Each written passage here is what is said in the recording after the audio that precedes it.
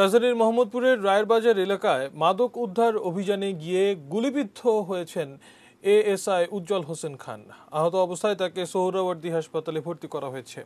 ঘটনাস্থল থেকে অস্ত্র, গুলি সহ মাদক ব্যবসায়ী ইব্রাহিমকে আটক করেছে পুলিশ।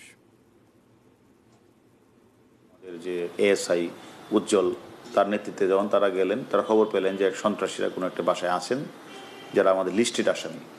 যাওয়ার পরেই তারা ওই টের পায়ে তারা তাদের ওই আমাদের এএসআই দিকে গুলি করলেন এবং গুলিটা প্রথমটা গুলি তার পায়ে লাগেন, পরের গুলিটা যখন তার মাথা দিয়ে করলেন তখন উজ্জ্বল গিয়ে তারা চাপড়ায় ধরলেন।